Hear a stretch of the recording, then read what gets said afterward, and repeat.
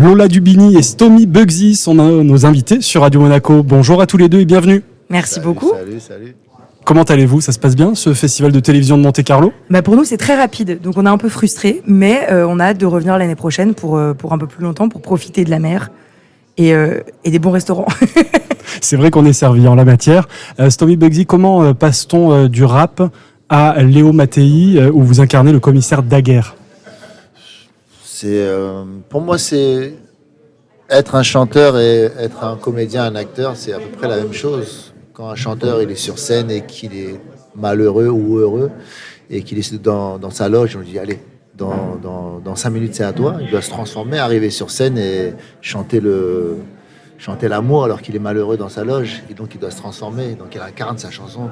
Il n'y a pas beaucoup de différence. Il y a juste quelques petits ajustements à faire, mais c'est à peu près la même chose. Je dis souvent que tous les chanteurs peuvent devenir des bons comédiens, des bons acteurs.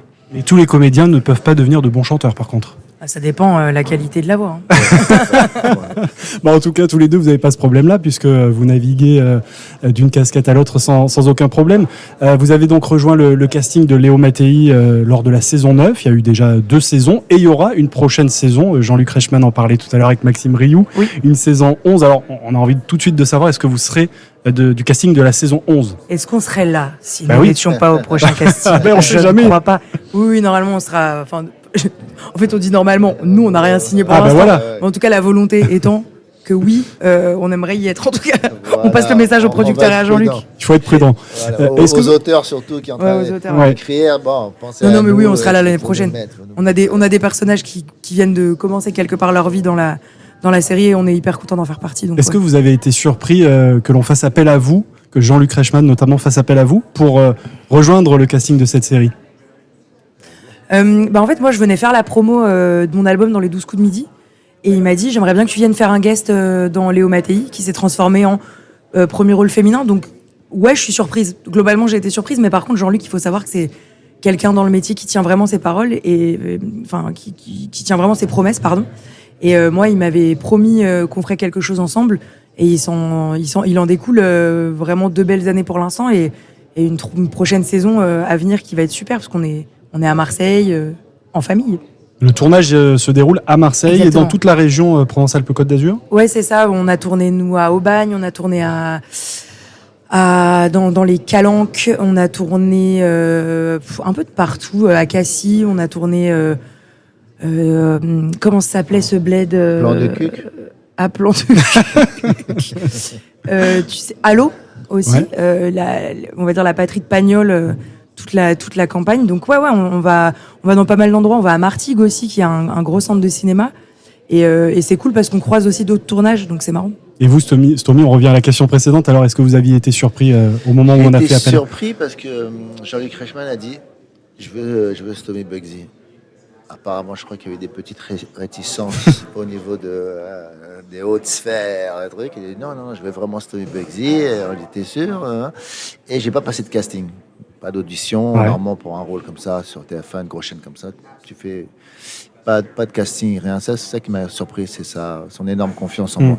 Et les audiences sont toujours Après, je suis jamais au surpris rendez-vous. quand on me prend sur un rôle, parce que je sais quand même, je suis un comédien. Voilà, regardez-le, celui-là. Mais moi, je suis toujours surprise, vous savez quoi ? Ouais. Moi, je suis toujours surprise. Les audiences sont toujours au rendez-vous pour Léo Mattei. Il y a une belle longévité de cette série. On posait la question tout à l'heure à Jean-Luc Reichmann. Vous, quel est votre point de vue ? Comment expliquer le succès et la longévité de la série ? Je pense déjà qu'il y a un argument principal qui est Jean-Luc Reichmann, on va pas se mentir. On sait aussi que c'est quelqu'un qui fédère tous les midis un public, même je dirais presque une famille, parce qu'au vu de comment les gens l'accueillent chez eux tous les midis, du coup, il fédère beaucoup de gens autour de lui. Et c'est vrai que la série continue à séduire. Cette année, on a fait 3 fois 5 millions et les gens sont fidèles, en fait. Et l'année dernière, on avait eu des chiffres qui étaient déjà super, mais qui étaient encore un peu plus faibles que cette année. Donc, on est toujours surpris et à la fois, nous, on sait que on le fait tellement dans une ambiance familiale que pour nous, c'est le prolongement. Les gens qui viennent nous rejoindre à l'écran en tant que téléspectateurs, c'est le prolongement de ce qu'on a fait. Du coup, c'est qu'une belle victoire. Donc, je sais pas si on est surpris, je sais pas si on est content, mais en tout cas, ce qu'on sait, c'est que on est heureux de voir que les gens comprennent la série et la trouvent importante, comme nous.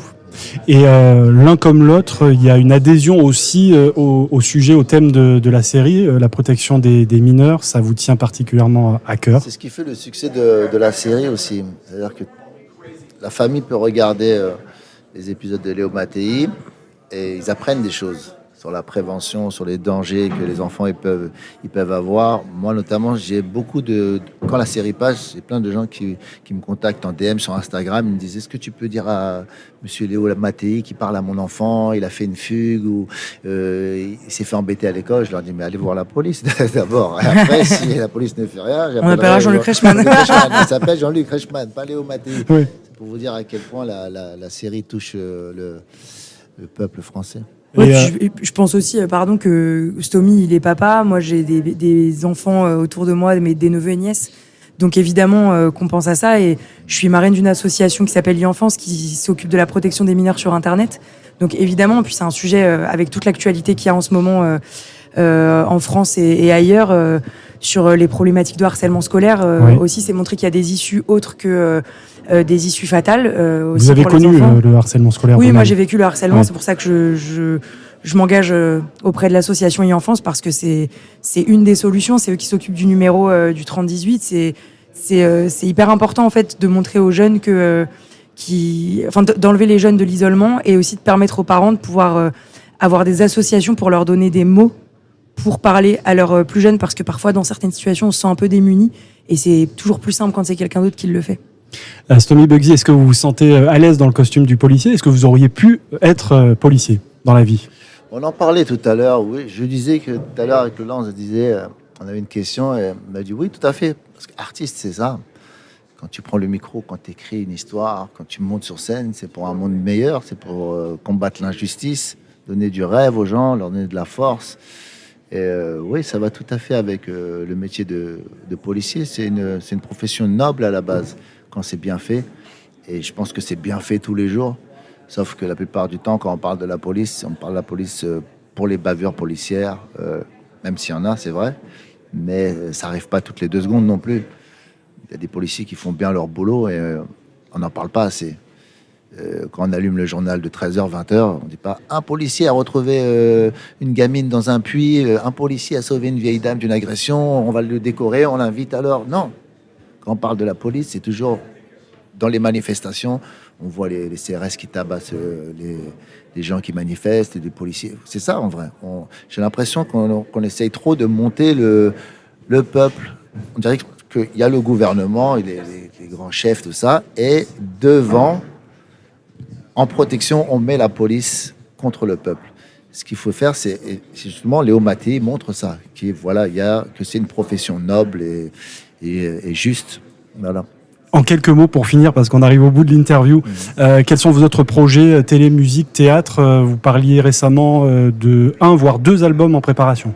Oui, là je suis en plein dedans. Et voilà, j'ai envie de revenir dans la musique en force et théâtre aussi. On tourne toujours avec la pièce Un jour j'irai à Détroit avec David Desclos. Et je suis en écriture aussi sur une pièce de théâtre avec mon ami Jean Rachid et aussi des films aussi. Notamment, il va y avoir la série Ministère amer avec Passy, on écrit dessus. Voilà. Et vous, Lola, plein de projets aussi?